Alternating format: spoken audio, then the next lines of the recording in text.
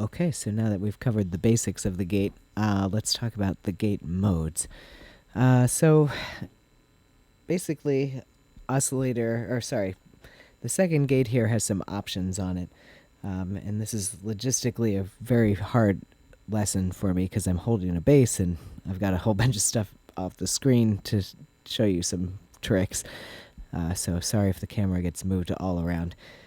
So we have our first option is in the middle, where we're just sending the modulation oscillator through. Straightforward. If we push this switch up, we actually get a white noise. And this gain switch is the volume.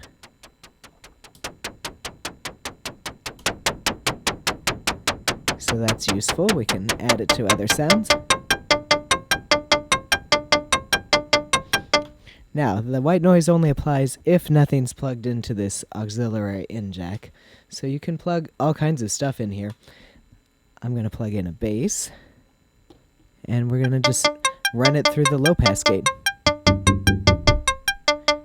One-handed playing. Woo! Oh, and that demonstrates you definitely have to handle this switch with care when you're plugging stuff into it, because it distorts very easily.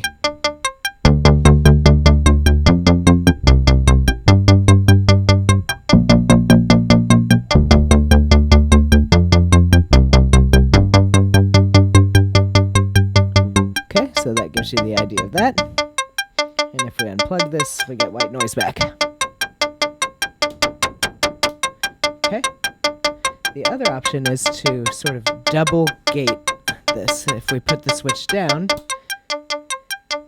now we've got the complex oscillator running through both gates, and you can hear this double filtering effect that I'm getting.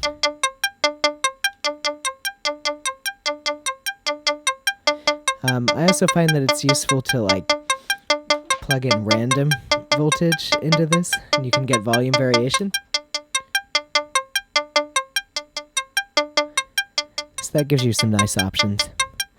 The other thing is you could run the complex oscillator back out into external processing and then run it back in. So, for example, I could record this into a morphogene and then plug it into the auxiliary in. So I'm going to make a cut in the video here so I can hook that up. Okay, so we're back now. So I'm running the complex oscillator out into a morphogene, which is sort of recording and playing it back in reverse. And we'll hear what that sounds like. So I've got this switch up.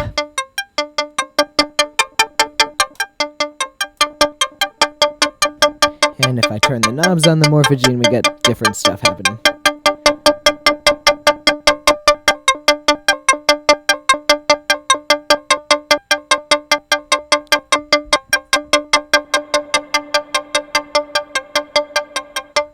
So just some ideas. Hope that helps. Okay, and one addendum to this.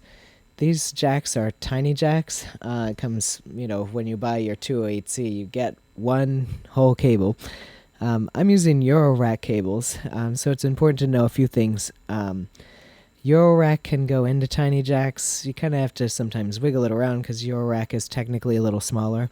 You never want to plug your tiny jacks into your Eurorack because these are bigger and they'll destroy your jacks.